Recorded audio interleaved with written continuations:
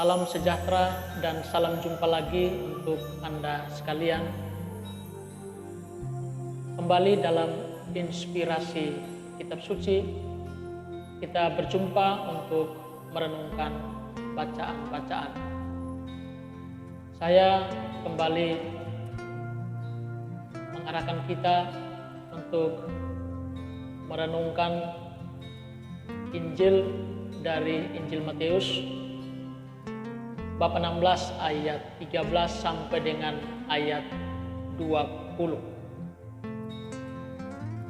Saudara-saudari yang terkasih, pada kesempatan ini saya mengajak kita semua untuk merenungkan pertanyaan Yesus kepada para muridnya dalam bacaan Injil hari ini. Siapakah aku ini menurut kamu? Ini merupakan sebuah pertanyaan yang sangat dalam untuk direfleksikan ataupun direnungkan oleh para pengikut Kristus. Kalau sepintas kita melihat pertanyaan Yesus ini sudah sering kita dengar di dalam bacaan-bacaan Injil dalam tahun-tahun liturgi sebelumnya. Namun persoalan kita, apakah pertanyaan ini sudah sungguh-sungguh kita gali dan sudah sungguh-sungguh kita hayati dan temukan jawabannya dalam kehidupan kita atau belum? Karena pertanyaan ini senantiasa harus menjadi pertanyaan sepanjang kehidupan kita sebagai orang beriman. Dan untuk masuk dalam permenungan akan pertanyaan ini, saya lalu menampilkan lagi dua pertanyaan yang boleh kita refleksikan dalam hubungan dengan bacaan Injil hari ini. Pertanyaan pertama, siapakah Tuhan di mata aku atau saya atau kita semua? Dan siapakah aku atau setiap kita di mata Tuhan? Mari coba kita merefleksikan, merenungkan pertanyaan Tuhan, siapakah aku menurut kamu? Atau siapakah Tuhan di mata kita? Jika kita ikuti bacaan Injil hari ini Yesus bertanya kepada para murid-muridnya, siapakah anak manusia itu? Siapakah aku? Ada yang mengatakan Yohanes Pembaptis, ada yang mengatakan Elia, dan ada pula yang mengatakan Yeremia ataupun salah seorang dari para nabi sebelumnya. Namun Yesus bertanya lagi, siapakah aku menurut katamu atau menurut kamu? Menarik bahwa Santo Petrus mewakili para murid yang mengatakan, engkau adalah Mesias, Putra Allah yang hidup. Dan kepada Petrus, Yesus katakan, berbahagialah engkau Simon anak Yunus, sebab bukan manusia yang mengatakan ini kepadamu, melainkan Bapa-Ku yang di surga. Dan seterusnya, lalu Yesus mengatakan, kepadamu akan kuberikan kunci kerajaan surga, dan seterusnya.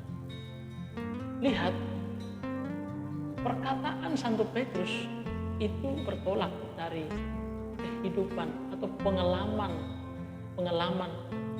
pengalamannya akan Tuhan Yesus yang diimaninya. Dia mengatakan Mesias, berbicara tentang Mesias adalah kerinduan bangsa Israel akan Dia yang datang untuk menyelamatkan bangsa Israel. Dan bagi Petrus, kerinduannya ini telah terpenuhi di dalam diri Yesus Kristus. Ini pengalaman imannya yang nyata akan Tuhan.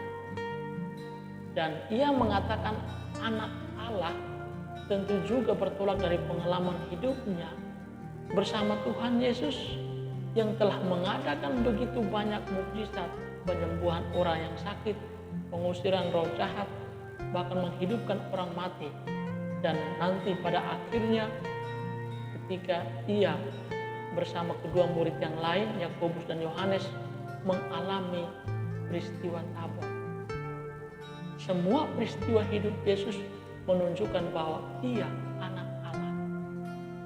Lihat, yang menarik untuk kita perhatikan bahwa pertanyaan Yesus kepada para murid, Yesus menghendaki supaya para murid itu mengatakan tentang siapa itu dirinya, bukan berdasarkan apa kata orang ataupun apa pengajaran orang ataupun apa yang mereka baca, tetapi berdasarkan pengalaman iman mereka bersama Tuhan. Bagaimana mereka mengalami Tuhan dalam kehidupan mereka. Itulah yang harus mereka katakan, siapakah Tuhan di mata mereka. Ini menjadi tantangan bagi kehidupan iman kita. Sejauh dan sedalam mana kita telah mengalami atau telah berada bersama Tuhan dan kita mengalami hal-hal luar biasa dengan Tuhan yang kita imani. Itulah yang akan menjadi kekuatan dasar bagi kita beriman. Maka boleh kita meneropong kehidupan kita, realitas kehidupan kita. Begitu banyak orang berubah setia kepada Tuhan karena ia belum sungguh-sungguh memiliki pengalaman iman bersama Tuhan dalam kehidupannya. Jadi pertanyaan yang boleh kita juga refleksikan dalam kehidupan kita, sejauh dan sedalam mana dan sudah berapa banyak saya mengalami pengalaman iman bersama Tuhan yang saya imani, yang saya yakini. Kalau orang sudah sering mengalami begitu banyak pengalaman imannya akan Tuhan yang diyakininya, maka ia tidak pernah akan berubah setia dalam banyak hal kepada Allah atau Tuhan yang diimaninya. Maka lihat pertanyaan Yesus ini terus menjadi pertanyaan untuk kita refleksikan dan renungkan dalam kehidupan kita. Siapakah aku menurut kamu? Mungkin setiap kita punya pengalaman iman dalam kehidupan kita yang meneguhkan tentang Tuhan yang kita imani.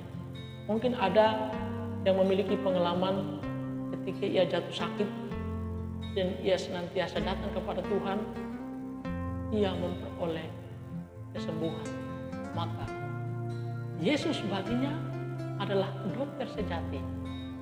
Atau ketika dia mengalami kesembuhan, dia datang kepada Tuhan dan dia mengalami kegembiraan. Ketika dia mengalami kesedihan dan datang kepada Tuhan, dia mengalami kegembiraan. Di situ Tuhan adalah sumber penghiburan. Ketika ia di dalam kebimbangan, ia datang kepada Tuhan dan ia menemukan jalan, maka Tuhan baginya adalah sumber kepastian dan seterusnya pengalaman iman yang kita alami. Maka pertanyaan Yesus, siapakah aku ini, harus berangkat dari pengalaman hidup kita yang nyata bersama Tuhan. Itulah yang akan senantiasa meneguhkan kita, menguatkan kita dan membuat kita akan tetap setia kepada Tuhan dalam kehidupan kita. Ini menjadi tantangan kita. Dan hal yang kedua, pertanyaannya, siapa aku di mata Tuhan? Berbicara tentang diri kita di mata Tuhan, bagi pengikut Kristus, kita boleh membacanya dalam kitab suci, bagaimana Tuhan menyapa kita pengikut-pengikutnya, atau mengapa menyapa setiap manusia. Ada begitu banyak sapaan Tuhan yang indah bagi setiap pengikutnya. Atau pertanyaan tadi, kita di mata Tuhan. Satu kata yang menurut saya menarik dan boleh kita refleksikan dalam kehidupan kita, Tuhan menyebut kita sebagai sahabatnya, bukan sebagai hamba. Tidak lagi disebut sebagai hamba, melainkan sebagai sahabat. Dan dalam hubungan dengan sahabat ini ada sebuah ungkapan yang menarik, mengatakan, janganlah berjalan di depanku karena kamu bukanlah pemimpinku. Juga jangan berjalanlah di belakangku karena kamu bukanlah pengikutku. Melainkan berjalanlah di sampingku sebagai sahabat menuju tujuan dari kehidupan ini. Lihat, kepada kita, para pengikutnya, Yesus menyebut kita sahabat, agar bersamanya menuju tujuan, yaitu keselamatan abadi di surga. Maka boleh dibilang Yesus adalah sahabat, atau Yesus menyebut kita sahabat karena Ia selalu menyertai kita. Ia adalah Immanuel, Allah beserta kita. Yesus adalah sahabat kita karena Ia meninggalkan keagungan surga untuk datang merendahkan diri dan hidup bersama manusia untuk arti keselamatan bagi manusia. Yesus menjadi sahabat karena Ia turut merasakan suka maupun duka dalam kehidupan kita. Ia menyatu dan menyata dalam kehidupan kita.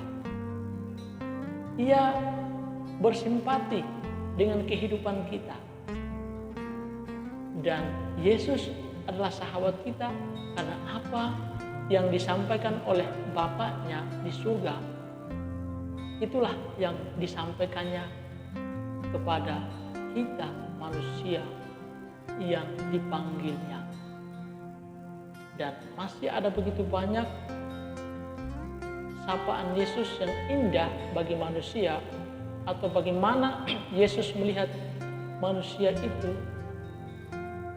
Dan bagi kita ini adalah pertanda bahwa Allah senantiasa mengasihi kita dan mau menyelamatkan kita dalam situasi dan kondisi apapun. Maka pada kesempatan ini saya kembali mengajak kita untuk senantiasa dari hari ke hari merenungkan pertanyaan Yesus, siapakah aku ini? Dan bisa juga kita senantiasa bertanya, siapakah aku di mata Tuhan? Selain pertanyaan siapa Tuhan di mata aku, tetapi juga pertanyaan siapa aku di mata Tuhan. Pertanyaan ini selalu kita gali supaya itu menjadi berkat dan kekuatan kita dalam mengimani Tuhan. Jangan pernah menyerah untuk setia kepada Tuhan, karena Tuhan tidak pernah berubah setia kepada kita. Jadilah diri yang tetap setia dari awal hingga akhir kehidupan kita kepada Tuhan. Tuhan Yesus memberkati.